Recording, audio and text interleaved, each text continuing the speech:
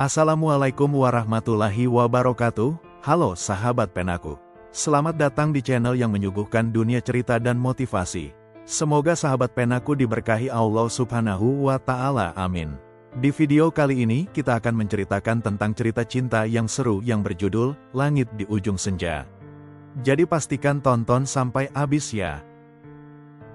Hujan pagi itu mengguyur Jakarta tanpa kompromi.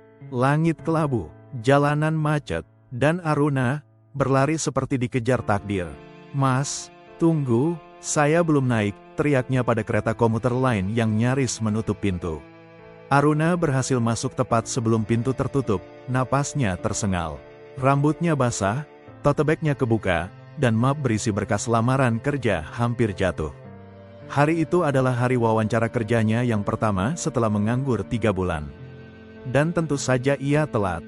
Lelah, Aruna menengok sekeliling. Tidak ada tempat duduk, tapi matanya tertuju pada satu bangku yang hanya diisi satu orang, seorang pria berpakaian jas abu tua, dengan wajah setegas patung Liberty dan mata tajam seperti audit pajak. Aruna melangkah pelan. "Maaf, boleh saya duduk di sini?" Pria itu menoleh sekilas, mengangguk singkat. Aruna tersenyum sopan, lalu duduk. Tapi tangan cerobohnya malah tak sengaja menumpahkan gelas kopi yang ia bawa tepat ke jas pria itu. Astaga, aduh, Aruna langsung berdiri panik. "Saya minta maaf, sumpah saya nggak sengaja. Aduh ini bisa dibersihkan." Pria itu menatap jasnya lalu menatap Aruna. Datar, tanpa emosi, kopi panas, di jas Wall Italia, katanya singkat. Aruna semakin panik. "Saya bisa ganti. Serius, tapi saya harus ke wawancara kerja sekarang, saya telat, jadi saya buru-buru." "Dan di mana wawancaranya?" "Di PT Nusa Gemilang." Pria itu menaikkan satu alisnya. "Bagian penulis konten kreatif." Aruna langsung menoleh. "Loh, kok tahu?" Pria itu berdiri, mengancing jasnya yang sudah basah. Lalu tersenyum tipis, senyum yang tidak menyenangkan. "Aku Ray Mahardika, CEO PT Nusa Gemilang. Dan sepertinya, kamu sudah gagal wawancara bahkan sebelum masuk ruangannya." Aruna membeku, petir menyambar, hujan makin deras. Sementara itu, di dalam hati Aruna, badai baru saja mulai. Sejujurnya, Aruna tak ingat bagaimana dia bisa duduk di ruang wawancara beberapa jam setelah tragedi kopi. Yang ia tahu, dia masuk ruangan dengan jas hujan yang masih basah, rambut lepek, dan mata hampir menangis. Dan di seberangnya, duduk Ray Mahardika, bos galak, dingin, tampan, dan sangat tidak bisa diajak kompromi. "Kenapa kamu masih datang ke sini setelah mempermalukan dirimu sendiri di kereta?" tanya Ray tanpa basa-basi. Aruna menatap Ray dengan wajah setengah pasrah. "Karena saya butuh kerja, dan saya nggak punya waktu untuk menyerah." Seketika, ruangan itu hening. Lalu terdengar suara ketukan sepatu. Ray berdiri, menyodorkan map. "Kau mulai magang besok. 3 bulan. Tanpa gaji, magang." Aruna bingung. "Tapi, saya daftar posisi full time." "Kamu terlambat," ceroboh, dan menumpahkan kopi mahal ke jas orang yang akan mewawancaraimu. "Saya hanya memberi kesempatan karena saya suka lihat orang nekat. Anggap ini bentuk karma dan uji mental." Aruna ingin marah, tapi juga tak berdaya. "Deal?" Ray mengulurkan tangan. Aruna menggertakkan gigi. "Deal." Hari pertama magang, Aruna disambut dengan tumpukan kerjaan dan tatapan aneh dari karyawan lain. Rumor tentang cewek pembawa sial yang bikin bos nyuci jas sendiri sudah menyebar di seluruh lantai. Namun dari semua orang, hanya satu yang menyambutnya hangat, Liam. Anak tim IT, berambut keriting, hobi ngopi, dan terlalu baik untuk dunia ini. "Hei, kamu Aruna kan? Kamu yang bikin bos senyum pas meeting kemarin?" tanya Liam dengan nada menggoda. Aruna melotot, senyum, "Serem kali." Liam tertawa. "Yah, setidaknya kamu berhasil bikin dia ekspresi. Itu pencapaian loh." Sejak itu, Liam selalu menemani Aruna makan siang, membantu saat dia salah input data, bahkan pernah membawakan teh jahe saat dia pilek. Tapi Aruna, matanya justru makin sering melirik ke ruangan kaca di ujung koridor, ruangan Ray. Suatu sore, Aruna tanpa sengaja mengintip ke ruangan Ray. Ia melihat pria itu duduk sendiri, menatap kosong ke layar. Matanya terlihat lelah. Aruna bergumam, kayaknya dia kesepian. Liam yang muncul dari belakang, menyengir. Rey Mahardika, kesepian? Gak mungkin. Dia bisa bikin seisi kantor minggir cuma dengan nafas. Aruna nyengir. Ya, tapi kayaknya napasnya dingin karena dia nggak punya siapa-siapa buat ngangetin. Wah, Aruna mulai peduli nih, goda Liam. Aruna menepuk dahinya. Astaga, aku suka cowok galak. Namun semua candaan itu berhenti saat Aruna tanpa sengaja menemukan dokumen rahasia di printer, berkas akuisisi perusahaan kecil bernama Putra Abadi. Perusahaan itu dulunya milik ayah Aruna. Bangkrut 10 tahun lalu, dan sekarang sedang dibeli oleh Rey Mahardika. Dunia Aruna seketika terhenti. Apa ini kebetulan, atau Rey sudah tahu siapa dirinya sejak awal? Malam itu, Aruna menatap layar laptopnya dengan tangan gemetar. Dokumen akuisisi itu masih terpampang jelas. Nama perusahaan Putra Abadi terasa seperti hantaman palu ke kepala. Dulu, perusahaan itu milik ayahnya. Tempat semua kenangan masa kecilnya berasal. Tempat semua mimpi keluarganya hancur, karena investor asing, misterius yang tiba-tiba menguasai saham. Dan sekarang, nama Rey Mahardika tertera sebagai pengambil alih resmi. Apa ini kebetulan, atau dia tahu dari awal? Aruna tak bisa tidur malam itu. Ia akhirnya membuka kembali kotak tua berisi surat-surat dari masa lalu. Di antara tumpukan kertas, ada satu amplop yang belum pernah ia buka. Surat dari ibunya, ditulis seminggu sebelum sang ibu wafat. Aruna membaca dengan tangan gemetar. Nak, kalau suatu hari kamu bertemu seseorang bernama Rey Mahardika, jangan langsung benci dia. Dulu ayahmu dan keluarganya pernah berteman, lalu berselisih karena keserakahan orang dewasa. Tapi kamu berhak tahu kebenarannya dari mereka langsung. Jangan hidup dengan prasangka. Surat itu seolah membakar seluruh rasa kecewa Aruna. Jadi, Rey tahu, atau tidak, apa dia hanya pengusaha yang mengambil alih perusahaan bangkrut tanpa tahu sejarah di baliknya? Aruna bingung, dan semakin bingung ketika besok paginya, Rey memanggilnya ke ruangannya dengan ekspresi serius. Aruna, kamu lihat dokumen yang ada di printer kemarin. Aruna sempat ragu, tapi akhirnya mengangguk. Iya, Rey menarik napas. Aku harus tahu, apa kamu punya hubungan dengan perusahaan itu? Aruna menatap Rey dalam-dalam. Matanya mulai berkaca. Itu perusahaan ayahku, katanya lirih. Dan, aku yakin kamu tahu itu. Rey terdiam lama, lalu berkata, aku baru tahu minggu ini. Aku memang mencari tahu tentang pemilik sebelumnya. Tapi aku nggak tahu bahwa itu ayahmu. Aku nggak pernah sengaja ingin menghancurkan apapun yang berhubungan dengan kamu. Aruna ingin marah. Tapi kata-kata Rey terdengar jujur. Saat ayahku bangkrut, kita nggak punya apa-apa. Ibu kerja sampai sakit. Aku berhenti kuliah setahun. Jadi, maaf kalau aku sulit percaya. Rey berdiri. Wajahnya lebih serius dari sebelumnya. Kalau kamu mau keluar dari program magang ini, aku bisa atur. Tapi kalau kamu tetap di sini, kita harus saling jujur. Aruna menatap Rey. Dalam hatinya ada kemarahan, kesedihan, dan rasa penasaran yang aneh. Aku akan tetap di sini, ucap Aruna akhirnya. Tapi jangan harap aku gampang luluh. Rey tersenyum tipis. Aku bahkan belum mencoba.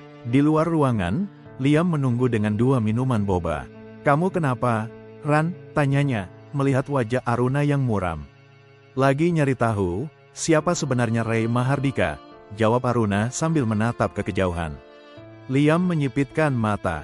Hati-hati ya, Ran. Kadang, orang dingin itu bukan karena trauma, tapi karena mereka tahu mereka bisa membekukan siapapun yang terlalu dekat. Aruna cuma tersenyum kecut. Tapi dalam hati, ia justru semakin penasaran. Siapa sebenarnya Rey, dan kenapa hatinya justru mulai deg-degan setiap kali mereka bertemu. Aruna tidak pernah tahu kalau rasa penasaran bisa berubah jadi obsesi. Sejak hari itu, pikirannya dipenuhi satu nama, Rey Mahardika. Dari luar, Rey terlihat sempurna, mapan, tampan, jenius, dingin, dan misterius. Tapi Aruna tahu, di balik tatapan tajam dan sikap dingin itu, ada sesuatu yang patah. Dan ia bertekad mencari tahu. Sore itu, kantor mulai sepi. Aruna baru saja keluar dari ruang arsip ketika mendengar suara dari pantry, seperti botol jatuh. Penasaran, ia mengintip. Ray duduk di sudut pantry sendirian. Jasnya tergantung di kursi, kemejanya kusut, dan ada botol minuman di meja. Tangan kirinya memegang foto kecil yang mulai kusam. Tangannya gemetar. Aruna tak sengaja menjatuhkan map. Ray menoleh. "Kamu ngapain ngintip?" "Saya nggak sengaja," kata Aruna gugup. "Saya cuma mau ambil air." Ray menghela napas panjang. Ia terlihat jauh lebih manusiawi sore itu. Bukan bos galak, tapi pria yang sedang terjebak dalam luka yang belum sembuh.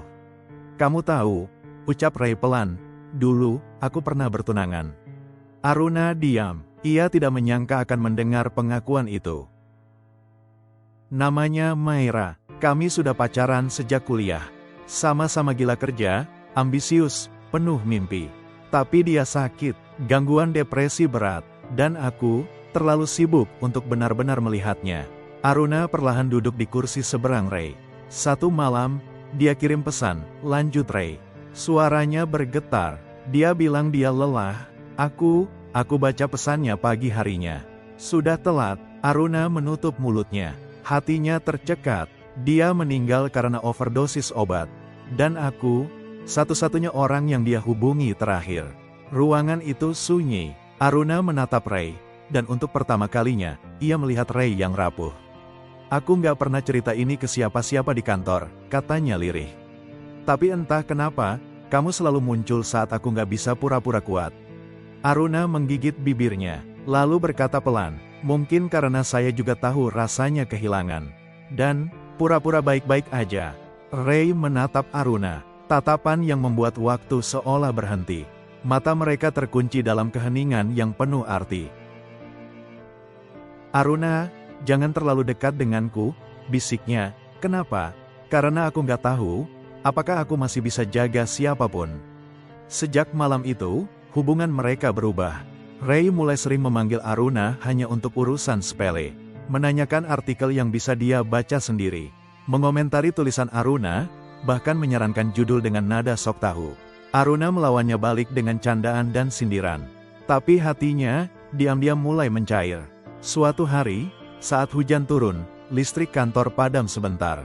Semua orang berteriak panik, tapi Aruna hanya berdiri di dekat meja, menatap jendela. Tiba-tiba, tangan hangat menyentuh bahunya. "Takut?" tanya Ray. "Enggak, cuma lagi mikir, kenapa hujan selalu datang waktu kita rapuh ya?"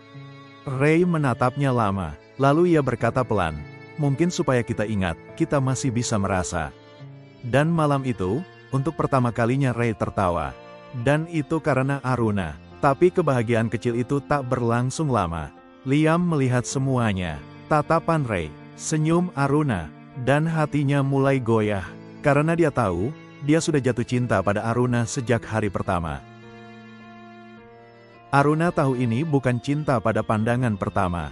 Tapi sejak Ray Mahardika mulai tersenyum, menyebut namanya tanpa nada galak, dan menatapnya seolah hanya dia yang ada di ruangan, hatinya tak lagi sama. Masalahnya, Liam juga masih ada, dan dia bukan pria yang bisa diabaikan begitu saja. Suatu sore, Aruna duduk di rooftop kantor, menyesap kopi hangat sambil mengedit artikel. Liam muncul membawa 2 croissant hangat. "Kalau kamu terus kerja begini, kamu bakal jadi bos," katanya sambil duduk di sebelahnya. Aruna tertawa pelan. "Kayaknya sebelum jadi bos, aku keburu jadi zombie." Liam menatap Aruna, lalu mendadak serius. "Aruna, aku pengen ngomong sesuatu." Aruna menoleh. "Apa?" "Aku suka kamu. Sejak hari kamu tumpahin kopi ke bos, dan wajahmu panik setengah mati, aku tahu kamu beda. Kamu hidup, kamu berantakan dengan cara yang bikin aku ingin jagain." Aruna tercekat, hatinya seperti dicekik oleh sesuatu yang tidak terlihat. "Aku nggak minta jawaban sekarang. Tapi, kalau kamu masih lihat aku sebagai teman, itu pun nggak apa-apa. Asal kamu tahu, kamu nggak sendirian." Aruna menggigit bibir bawahnya. Ia menatap mata Liam penuh harap, tulus, dan hangat. Tapi yang muncul di pikirannya justru, mata Ray yang sendu saat bilang, "Jangan terlalu dekat denganku." Dan ia benci betapa hatinya lebih cepat berdetak untuk yang satu itu. Beberapa hari setelah pengakuan Liam, Aruna merasa Ray mulai berubah. lebih cuek, lebih sibuk, bahkan hampir tak pernah lagi menghubunginya untuk urusan tulisan. Suatu hari, Aruna memberanikan diri masuk ke ruangannya. "Kamu lagi sibuk banget ya?" tanyanya hati-hati. Ray hanya menatap sekilas. "Apa aku ngelakuin sesuatu yang salah?" lanjut Aruna. Ray mendesah. "Kamu terlalu dekat sama Liam." Aruna mengernyit. "Itu salah?" Ray berdiri. "Kamu nggak ngerti." "Ya, aku nggak ngerti. Kamu yang bilang jangan dekat-dekat, tapi kamu juga yang marah kalau aku dekat sama orang lain." "Karena aku takut kehilanganmu." Sunyi, hening. Aruna menatap Ray, seakan menunggu jawaban lebih dari itu. Tapi yang ia dapatkan, hanyalah keheningan lagi. Akhirnya, Aruna melangkah mundur. "Kamu nggak perlu takut kehilangan sesuatu yang bahkan belum kamu perjuangkan." Dan ia pergi meninggalkan Ray dengan hati yang mulai retak. Di bawah hujan malam itu, Liam berdiri di halte bus saat Aruna datang menghampirinya, basah kuyup, dengan napas terengah. "Aku belum bisa jawab perasaanmu," katanya pelan. "Tapi, aku butuh kamu. Teman, atau lebih dari itu. Tapi yang pasti, aku butuh kamu tetap ada." Liam tersenyum pahit. "Aku selalu ada, Ran. Tapi aku cuma takut, kamu nyari aku saat orang lain gak mau kamu." Dan kata-kata itu menancap dalam. Karena Aruna mulai sadar ia terjebak di antara dua orang yang sama-sama terluka. Dan dia pun tak tahu, hatinya milik siapa. Aruna pingsan di ruang kerja sore itu. Setelah berminggu-minggu kurang tidur, makan sembarangan, dan pikiran yang tak pernah tenang, tubuhnya menyerah. Semua orang panik, termasuk Liam. Tapi yang paling kehilangan kendali adalah Ray Mahardika. "Cepat bawa dia ke rumah sakit. Hubungi ambulans sekarang," bentaknya, nadanya lebih tinggi dari biasanya. Tangannya gemetar saat menyentuh dahi Aruna yang panas. Saat ambulans datang dan membawa Aruna pergi, Ray ikut naik tanpa berpikir panjang. Di dalam ambulans, ia menggenggam tangan Aruna. "Jangan sakit kayak gini dong. Kamu bikin aku takut." Di rumah sakit, dokter bilang Aruna kena tipes ringan, tapi karena terlambat ditangani, harus rawat inap beberapa hari. Ray yang mengurus semuanya, bahkan menolak asisten pribadinya ikut campur. "Biarkan saya sendiri yang jaga," katanya. Dan selama 2 malam berturut-turut, Ray tidur di sofa kecil di kamar rawat. Tanpa jas, tanpa laptop, hanya dia, Aruna, dan rasa bersalah yang perlahan berubah menjadi rasa yang lain. Saat Aruna akhirnya sadar di hari ketiga, ia melihat Ray sedang tertidur sambil duduk, kepalanya bersandar di sisi ranjang. Ray terbangun langsung menatapnya. "Aruna, kamu sadar?" Aruna tersenyum lemah. "Kamu ngapain di sini? Kamu pikir siapa yang gendong kamu ke ambulans?" katanya pelan. "Aku." Aruna tertawa kecil, lalu meringis. Sakit banget ketawa. Ray menatapnya dalam-dalam. Lalu tanpa kata, ia berdiri dan mendekat. Dengan lembut ia menyentuh kening Aruna, dan mengecupnya. Satu ciuman ringan, hangat, pelan, tapi menggetarkan seluruh hati Aruna. "Aku takut kehilangan kamu, Aruna. Dan itu, bukan perasaan yang biasa buatku." Air mata Aruna mengalir pelan. Bukan karena sedih, tapi karena jantungnya tak pernah berdebar sekencang itu. "Kalau kamu takut kehilangan, kenapa kamu dorong aku pergi?" bisik Aruna. Ray menunduk, "Karena aku bukan orang yang tahu caranya menyayangi dengan benar." Aruna menatapnya, tangannya meraih jari Ray dan menggenggamnya. "Belajar, bareng aku." Dan malam itu, mereka tak mengatakan cinta. Tapi semuanya terasa cukup, karena mereka akhirnya saling tahu, mereka ingin sama-sama sembuh. Bersama, namun, tak ada cinta yang berjalan mulus terlalu lama. Karena esoknya, Ray menemukan satu email lama di sistem backup perusahaannya. Email itu dari Ibu Aruna, 7 tahun lalu, berisi permohonan agar perusahaan Ray berhenti mengambil alih Putra Abadi, karena ada kecurangan dari pihak dalam. Email itu tak pernah dibaca. Karena waktu itu, tunangan Ray meninggal di hari yang sama. Dan kini Ray sadar, kehancuran hidup Aruna dan keluarganya ada campur tangannya juga.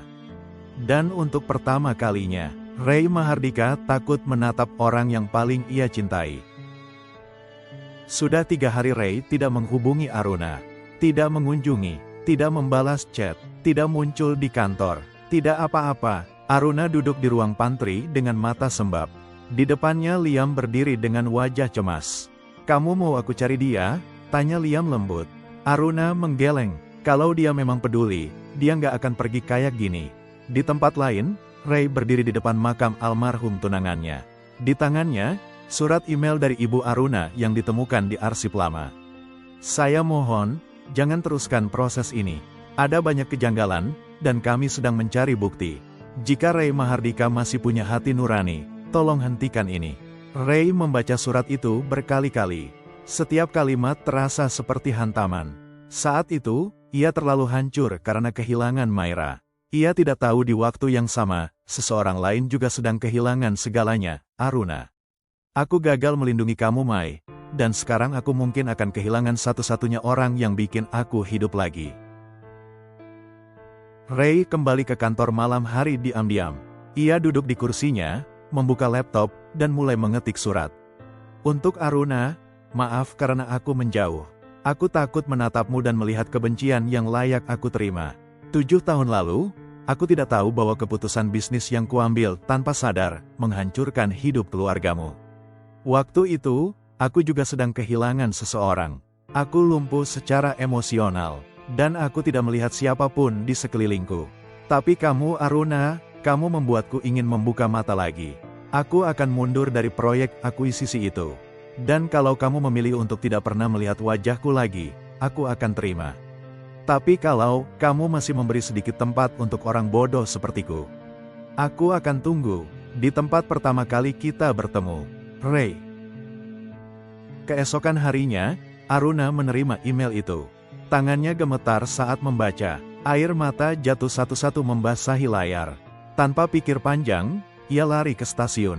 Stasiun tempat mereka pertama kali bertemu pun di kereta, saat Aruna tumpahkan kopi ke jas Ray.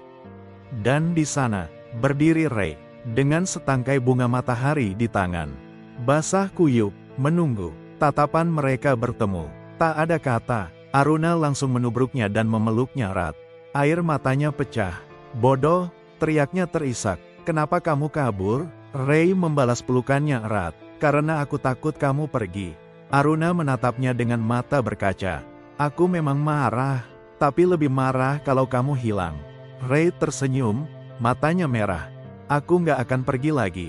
Dan di tengah hujan yang turun deras, Ray mengecup kening Aruna untuk kedua kalinya. Tapi kali ini dengan luka yang mereka hadapi bersama. Bukan untuk menghapus masa lalu, tapi untuk memulai masa depan bersama. Aruna pikir setelah hujan itu, segalanya akan tenang. Ia dan Ray kembali saling bicara. Meskipun masih canggung, hubungan mereka tumbuh perlahan, tak sempurna, tapi nyata. Namun, di balik senyum manis Liam, ada sesuatu yang sejak lama ingin ia katakan. Dan hari ini, ia tidak bisa menahannya lagi. "Ran, kita bisa ngobrol sebentar?" tanya Liam di atap kantor, tempat yang biasa mereka datangi saat butuh tenang. Aruna mengangguk. Angin sore mengacak rambutnya, dan senyumnya tetap lembut. "Aku tahu kamu udah milih Ray," kata Liam menatap jauh ke langit. "Dan aku nggak akan maksa kamu balas perasaan aku." Aruna menggigit bibir. "Liam, tapi ada satu hal yang harus kamu tahu. Aku bohong tentang siapa aku." Aruna menoleh cepat. "Maksud kamu?" Liam menatap mata Aruna. Dan kali ini, dia terlihat sangat asing.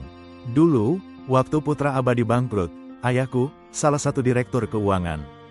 Dialah yang menggelapkan dana perusahaan. Tapi dia kabur, dan selama ini, aku tutupin itu dari siapapun." Dunia Aruna seperti runtuh seketika. "Kamu, anak dari orang yang menghancurkan keluargaku," bisiknya nyaris tak terdengar. "Aku tahu aku salah, tapi waktu aku ketemu kamu, aku cuma ingin jadi orang baik buat kamu. Aku janji ke diriku sendiri, aku bakal gantiin semua yang ayahku rusak. Tapi ternyata, cinta nggak bisa dibangun dari rasa bersalah." Aruna mundur satu langkah. "Kenapa baru sekarang kamu bilang?" "Karena aku takut, dan karena aku egois." Air mata mulai mengalir di pipi Aruna. Campuran antara kecewa, marah, dan patah. "Kamu orang pertama yang bikin aku merasa dicintai tanpa syarat," bisik Liam. "Tapi ternyata, aku juga orang yang paling nggak pantas." Malam itu, Aruna menangis sendirian di kamarnya. Dia membenci kenyataan bahwa Ray dulunya bagian dari akuisisi perusahaannya. Dia juga benci kenyataan bahwa Liam menyimpan rahasia besar yang mengikatnya pada masa lalu paling kelam dalam hidupnya. Dia lelah, sakit, dan bingung, kenapa hidup harus serumit ini. Esoknya, Ray datang ke rumah Aruna. Liam udah cerita, tanyanya. Aruna mengangguk pelan, matanya sembab, tapi ia terlihat lebih tenang. Aku benci kalian semua, tahu nggak? Katanya sambil tersenyum pahit. Tapi aku juga, terlalu sayang buat pergi begitu aja. Ray menatapnya lama. Aku juga sayang kamu, tapi aku rela kehilangan kamu kalau itu bikin kamu sembuh. Aruna menggeleng. Jangan pergi Ray, jangan jadi orang yang ninggalin aku lagi. Dan di situ, mereka saling menatap, bukan sebagai korban dan pelaku masa lalu, tapi sebagai dua orang yang ingin mencintai, meski dunia mencoba memisahkan. Sementara itu, Liam berdiri di halte, menatap kereta yang datang dan pergi. Dia membuka surat kecil yang ia tulis sendiri. Maaf karena aku bukan pahlawan dalam cerita ini. Tapi kalau suatu hari kamu bisa memaafkan, aku masih akan ada di sini. Menjadi teman, atau sekadar seseorang yang kamu tahu pernah benar-benar menyayangimu. Dia menyobek surat itu. Angin membawa potongannya ke langit. Dan ia tersenyum. Air mata jatuh, pelan. Aruna dan Ray akhirnya mengakui perasaan mereka. Tapi siapa bilang cinta cukup untuk membuat segalanya mudah? Setelah resmi menjalin hubungan, Aruna dan Ray menjalani hari-hari dengan kehangatan yang asing tapi menenangkan. Ray mulai sering tersenyum. Ia menjemput Aruna sepulang kerja, memasakkan sarapan di hari Sabtu, dan bahkan dengan kaku mengajak Aruna ke acara formal kantor sebagai pasangan. Aku kayak mimpi lihat kamu senyum terus gitu, goda Aruna di dalam mobil. Ray mendesah, kalau kamu masih ngeledekin aku, jangan nyesel kalau aku berhenti manis. Aruna tertawa kecil, tapi aku suka kamu yang manis dan awkward.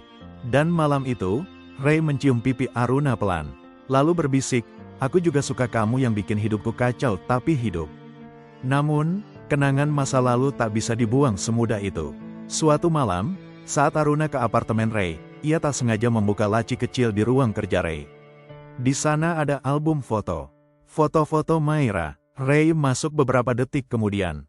Kaku, suasana berubah dingin. Kamu masih nyimpan semua ini? Tanya Aruna pelan. Ray mengangguk. Dia bagian dari hidupku. Tapi dia bukan kamu. Aruna menatap Ray. Kamu yakin udah benar-benar selesai sama dia? Ray terdiam lama. Aku nggak yakin. Tapi aku tahu, aku ingin masa depanku sama kamu.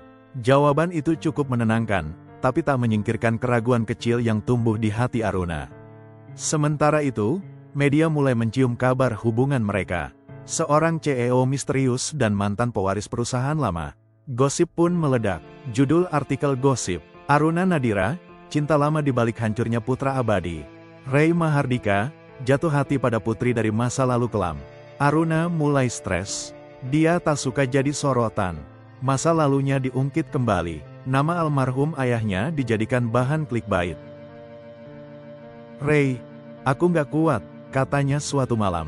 Aku lelah jadi tokoh dalam gosip. Ini bukan dunia aku. Aku akan atur semuanya. Kita bisa pindah, kita bisa mulai baru. Bukan soal pindah Ray, ini soal kamu. Dunia kamu bukan dunia yang bisa aku jalani. Ray menggenggam tangan Aruna erat. Lalu harus bagaimana? Aruna memalingkan wajah. Aku butuh waktu untuk tahu, apakah aku bisa bertahan hidup di duniamu. Dan kali ini Ray hanya bisa diam. Karena untuk pertama kalinya ia merasa kehilangan sedang mendekat lagi. Di hari-hari itu, seseorang diam-diam datang ke kantor Aruna. Seorang perempuan. Perempuan itu memperkenalkan diri dengan senyum penuh luka. Namaku Naila, aku adiknya Maira. Aruna langsung kaku. Aku cuma ingin bilang, lanjut Naila, aku tahu kakakku memang depresi. Tapi, bagian dari kejatuhannya adalah hubungan dia dengan Ray. Aruna mencoba tenang. Ray sudah cerita semua. Naila menatapnya dengan mata tajam. Tapi apakah dia cerita bahwa dia sempat selingkuh dari kakakku saat Maira sedang berjuang dengan pengobatannya? Dunia Aruna runtuh lagi. Kali ini lebih menyakitkan. Aruna duduk di kamar, memandangi layar ponselnya yang menampilkan satu pesan. Ray, apakah kamu pernah mencintai Maira sepenuh itu? Atau kamu juga menyakitinya, tapi ia belum mengirimnya? Karena sebagian dari dirinya takut akan jawaban yang jujur. Malam itu, Ray datang. Aruna memandangnya lama. Aku ketemu Naila. Ray mengangguk pelan, wajahnya langsung berubah tegang. Aku tahu dia mungkin akan mencarimu. Dia bilang kamu selingkuh dari Maira. Suara Aruna nyaris tak terdengar. Sunyi. Ray menatap Aruna. Itu tidak sepenuhnya bohong. Air mata Aruna langsung jatuh tanpa bisa dicegah. Jadi, kamu beneran nyakitin perempuan yang mencintaimu. Aku waktu itu hancur. Maira juga sedang dalam fase terburuknya. Aku merasa sendirian. Dan aku lemah. Aruna melangkah mundur. Nafasnya tercekat. Kenapa kamu gak pernah bilang? Ray mendekat, suaranya bergetar. Karena aku takut. Takut kamu akan melihatku dengan mata yang sama seperti dunia memandangku. Sebagai lelaki pengecut yang gagal menjaga orang yang dia sayangi. Aruna mengusap air matanya. Dan sekarang, kamu pikir aku bisa percaya kamu bakal jagain aku? Di luar apartemen, Liam berdiri menatap dari kejauhan. Ia mendengar sebagian percakapan mereka, tapi tak berniat masuk. Bukan haknya lagi, tapi keesokan harinya, ia memberanikan diri untuk menemui Aruna. Kali ini, bukan untuk menyatakan cinta, tapi memberi satu pilihan yang Aruna butuhkan. Ada beasiswa penulisan di Prancis. Aku tahu kamu pernah ingin ke sana, kata Liam. Aruna terkejut. Dari mana kamu tahu? Dari impian yang kamu ceritakan waktu kita masih jadi teman bodoh. Liam menyerahkan berkasnya. Kamu harus pergi, bukan karena kamu lari, tapi karena kamu layak hidup tanpa bayangan siapapun. Bahkan aku dan Ray. Aruna menggigit bibir. Kamu bisa jatuh cinta lagi. Tapi jangan lupa jatuh cinta ke dirimu sendiri dulu. Kalimat itu menamparkan hati Aruna dengan cara yang paling lembut dan paling menyakitkan. Beberapa hari kemudian, Aruna mengirim satu pesan ke Ray. Aku akan pergi, bukan karena aku nggak cinta, tapi karena aku butuh tahu cinta ini berasal dari aku yang utuh, bukan dari luka yang saling menyembuhkan. Dan Ray membalas, aku akan tetap di sini, menjaga ruang kosong yang kamu tinggalkan. Kalau suatu hari kamu kembali, aku akan lebih baik, karena kali ini, aku juga akan jatuh cinta ke diriku sendiri.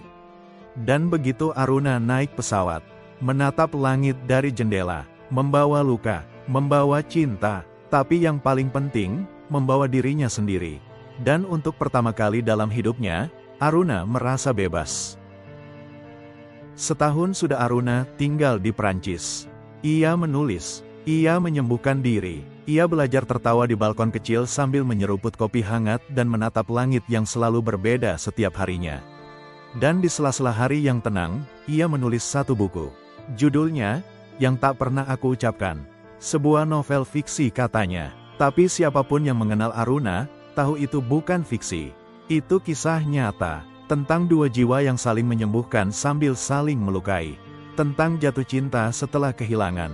Tentang seorang laki-laki yang terlalu diam dan seorang perempuan yang terlalu hancur.